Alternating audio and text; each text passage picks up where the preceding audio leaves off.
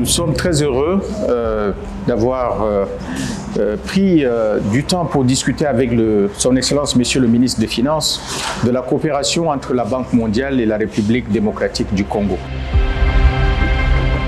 Le ministre des Finances est le gouverneur pays pour la Banque mondiale et c'est donc naturel de travailler avec lui pour savoir quels sont les dossiers les plus importants pour nous à soumettre au conseil d'administration de la Banque mondiale dans l'année fiscale qui est en cours.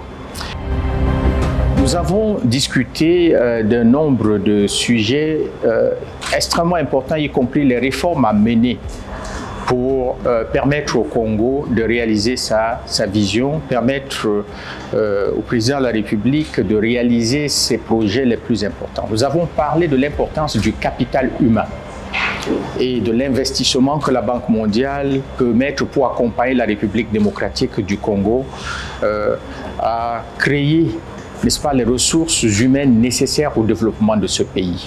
Il s'agit d'éducation, la gratuité de l'éducation, projet phare de son Excellence le Président Tshisekedi, supporté par la Banque mondiale.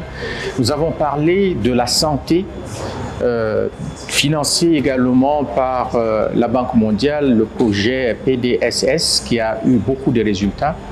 Nous avons parlé de l'importance de l'infrastructure routière.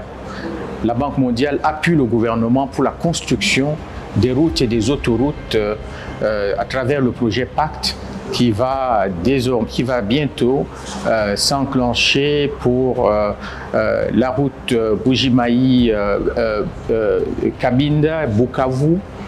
Nous allons travailler, comme l'a demandé le président de la République, à faire de cela une autoroute. Nous sommes en train de discuter de ces éléments. Nous avons enfin discuté de l'importance du numérique et des réformes macroéconomiques à faire pour avancer l'agenda de développement du Congo, mais aussi à garder un taux de croissance fort, mais une croissance aussi inclusive, une qui passe par la création d'emplois, d'où l'importance aussi des réformes du climat des affaires. La Banque mondiale, dans son cadre de partenariat stratégique avec la République démocratique du Congo, a ciblé 10 provinces en fonction du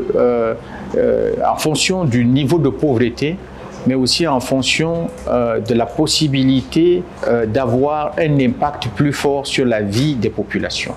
Et donc, dans notre cadre de partenariat, nous nous concentrons sur ces 10 provinces et nous allons, au fur et à mesure de sa mise en œuvre, voir comment nous mettons ces résultats à échelle dans d'autres provinces du pays.